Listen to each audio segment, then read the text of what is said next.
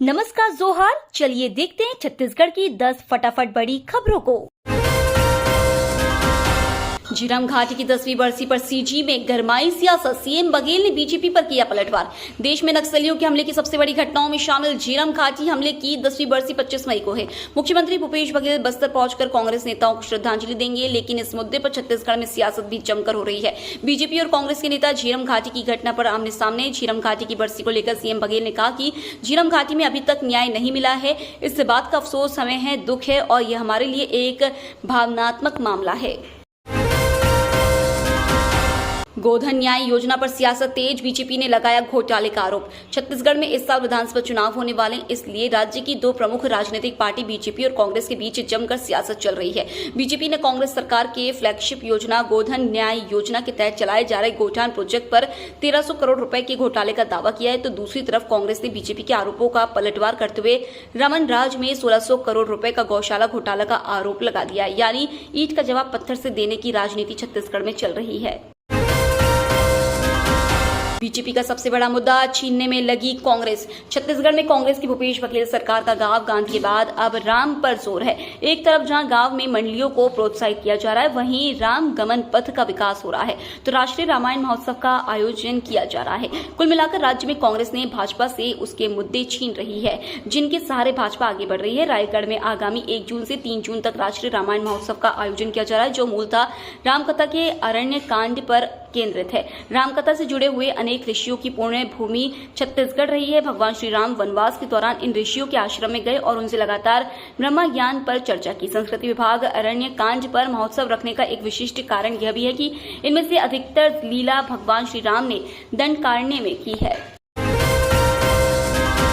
छत्तीसगढ़ के सरकारी कर्मचारियों की बल्ले बल्ले, भूपेश सरकार देने वाली है बड़ी खुशखबरी। छत्तीसगढ़ राज्य के सभी सरकारी कर्मचारियों को भूपेश सरकार बड़ी खुशखबरी देने वाली है।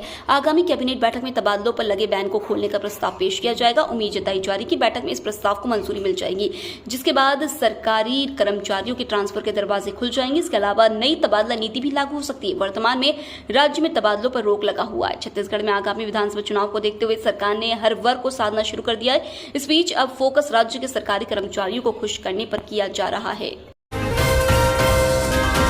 छत्तीसगढ़ के एक और आईएएस लड़ेंगे चुनाव। वीआरएस के लिए दिया आवेदन। आईएएस नीलकंठ टेकाम ने वीआरएस के लिए आवेदन दे दिया है। टेकाम का बीजेपी में जाने की अटकलें लगाई जा रही है। वे केशकाल विधानसभा सीट से चुनाव लड़ सकते हैं। आपको बता दें कि ओपी चौधरी के बाद नीलकंठ टेकाम दूसरे आईएएस हैं जो नौकरी छोड़ राजनीति में आ रहे हैं। नीलकंठ टेकाम 2008 बैच के आईएएस अधिकारी है और संचालक कोष एवं लेखा के पद पर कार्यरत है। टेकाम ने 3 महीने की नोटिस के साथ व्यक्तिगत कारणों से वीआरएस मांगा है।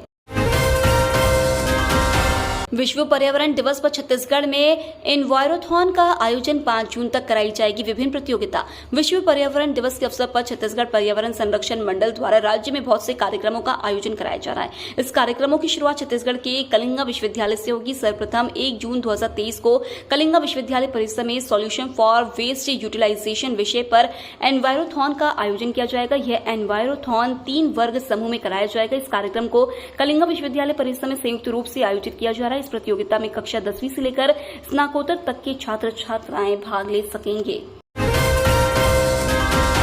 मिक्स मार्शल आर्ट में छत्तीसगढ़ की बेटियों ने रचा इतिहास, जीते 5 गोल्ड और 1 ब्रॉन्ज मेडल। 6वीं राष्ट्रीय मिक्स मार्शल आर्ट प्रतियोगिता लखनऊ उत्तर प्रदेश में दिनांक 17 से 21 मई 2023 तक आयोजित हुई। इसमें बस्तर जिला और बस्तर मार्शल आर्ट्स अकादमी की बेटियों ने 5 स्वर्ण और 1 कांस्य पदक प्राप्त किए। प्रतियोगिता में अंतर्राष्ट्रीय खिलाड़ी पलक नाग ने फिर से सीनियर वेल्टर वेट में स्वर्ण पदक प्राप्त किया। वहीं माही डोंगरे ने यूथ सी 57 किलोग्राम स्वर्ण पदक, येजिन श्रेया सुना ने यूथ सी 44 किलोग्राम स्वर्ण पदक, तनुप्रिया दत्ता ने यूथ बी 44 किलोग्राम स्वर्ण पदक, सेमी कॉन्टेक्ट में श्रेया शर्मा ने बॉटम वेट में स्वर्ण पदक और माही मेश्राम ने यूथ ए 52 किलोग्राम में कांस्य पदक प्राप्त किया।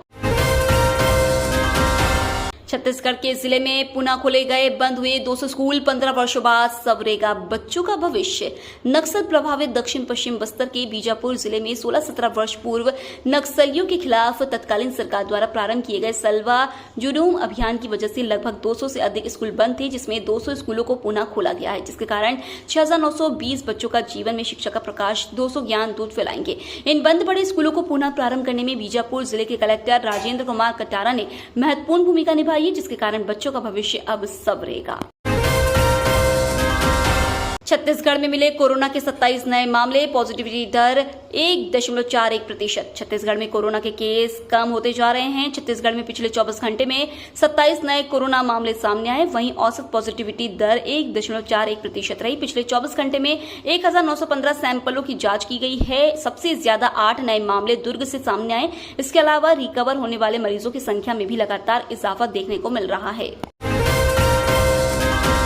छत्तीसगढ़ में मौसम का बदला मिजाज, कहीं गर्मी तो कहीं बारिश। छत्तीसगढ़ में मौसम का मिजाज बदलता नजर आ रहा है। कुछ घंटों में मौसम विभाग ने बारिश होने की चेतावनी दी है। छत्तीसगढ़ के कई शहरों में आज भी बारिश की संभावना जताई जा रही है। बंगाल की खाड़ी से आ रही नमी युक्त हवाओं से मौसम बदल रहा है। मौसम विभाग की माने तो आज देर शाम राजधानी रायपुर के साथ ही बस्तर संभाग में हल्की से मध्यम बारिश हो सकती है। जिस तरह से बंगाल की खाड़ी में सिस्टम बना है, उसकी वजह से नमी युक्त हवा छत्तीसगढ़ में आ रही है, जिसका असर मध्य और दक्षिण छत्तीसगढ़ में पड़ रहा है। जबकि उत्तर पश्चिम से गर्म हवाओं का आगमन भी जारी है, जिसका असर उत्तर छत्तीसगढ़ में देखने को मिल रहा है।